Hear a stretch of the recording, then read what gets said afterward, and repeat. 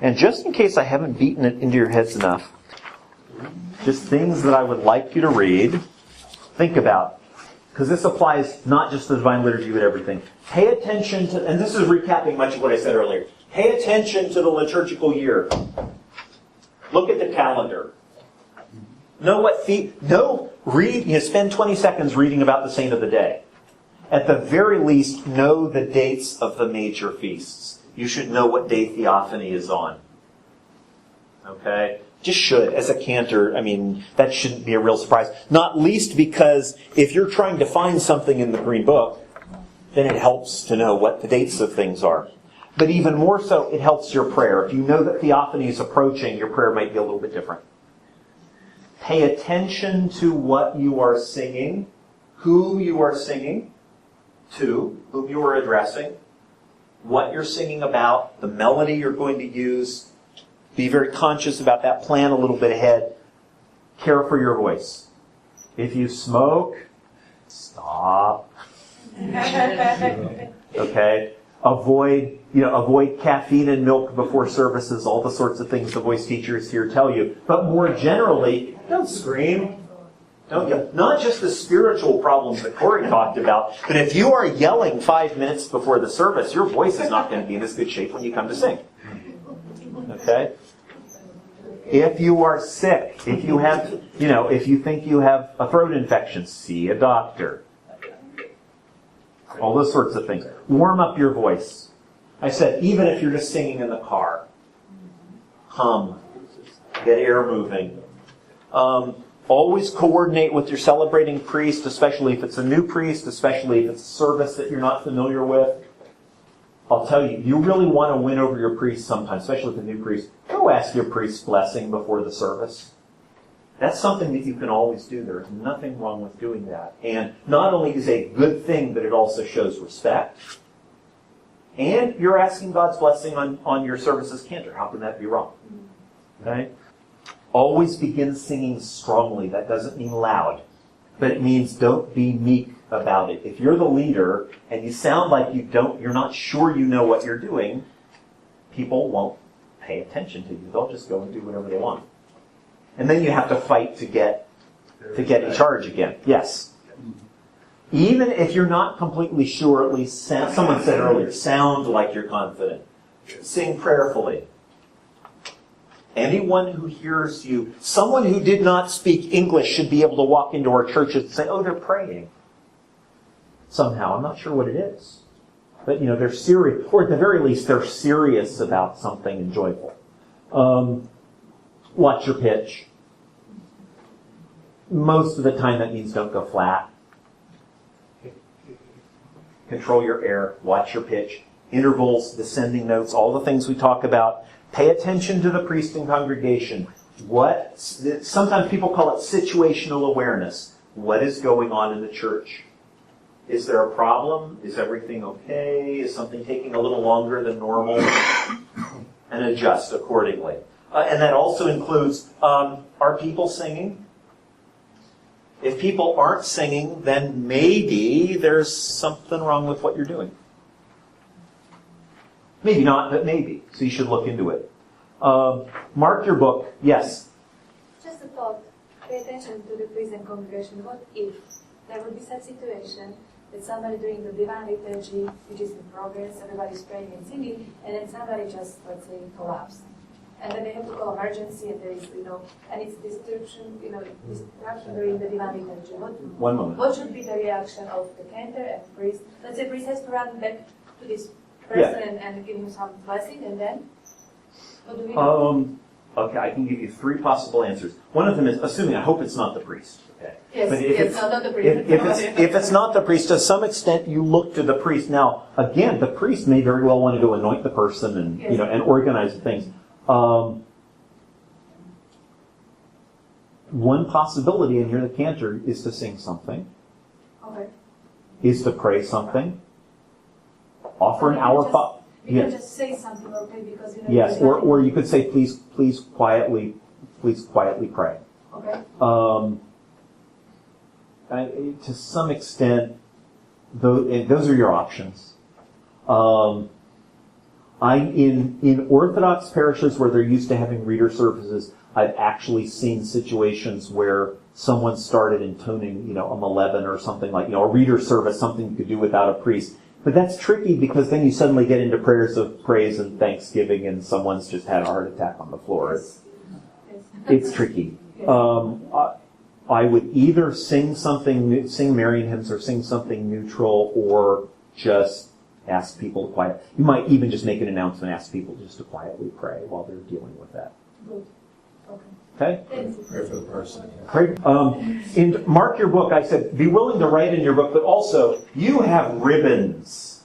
You have ribbons in these books. One place that, for example, I always put, I keep the red ribbon wherever I am in the Divine Liturgy. I use the other ones for the seasonal or whatever. But for example, I usually keep one at Holy God. I stick the red one at Holy God because no matter where I go for the Traparia, I know I'm going to go back to the Holy God. So I just drop a ribbon anywhere I'm going to return to. Plan that in advance. Some parishes write out on a board what they're going to be singing and that kind of thing. But for the cantor, use the ribbons, use prayer cards, use sticky notes. Start here. Whatever works to make it easier for you. Nobody else has to see it. As I mentioned earlier, there are a few occasions where you may tell the people we're on page 374. Okay, I do that very sparingly, but if, for example, it's a feast day, you're suddenly going to sing a bunch of stuff from a different page, and you can see that everybody's lost, then be charitable and just make a real quick announcement. Don't neglect your own prayer life. Corey said this at the beginning of the day. I'm going to say it now. We're actually going to be having a retreat this fall and one class that's just devoted to the Cantor prayer because it's important. We're blessed, for example, with prayer books in English. A couple of different ones, all in the Byzantine Rite. Good prayers, sound prayers, Bibles. I don't know how many of us use them. After the clergy in your parish, you are one of the people that is responsible for organizing the prayer life of your parish. That not only gives you responsibility, it makes you a target. Okay? If spiritual powers wanted to derail your parish, when they're done working on the priest and the deacon and the parish secretary, they'll come after you.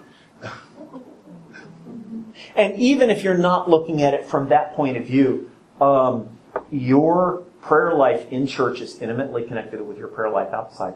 At the very least, even if it's dig out an old prayer book and decide to say one morning prayer every morning, or say prayers before you go to bed. Start doing it and try to be consistent. Yes, Mike. It's also good to pray to Saint Michael the Archangel in the morning. They're all sorts of different ways, and they're all worthwhile. And every person is going to have a slightly different prayer life. And that's okay. But to have no prayer life at all is really sad, and as a cantor is going to be debilitating. Participate in the life of your parish. Some people, this comes automatically, some it doesn't. They say, I've cantored, why do I have to have anything to do with these rotten people and make my life miserable? Oh, come on. If that's not a temptation now, it may be someday. You're going to have a bad day, and you're just going to be glad the only thing you have to do is what you have to do. No. We are brothers and sisters in Christ. We are all responsible for each other.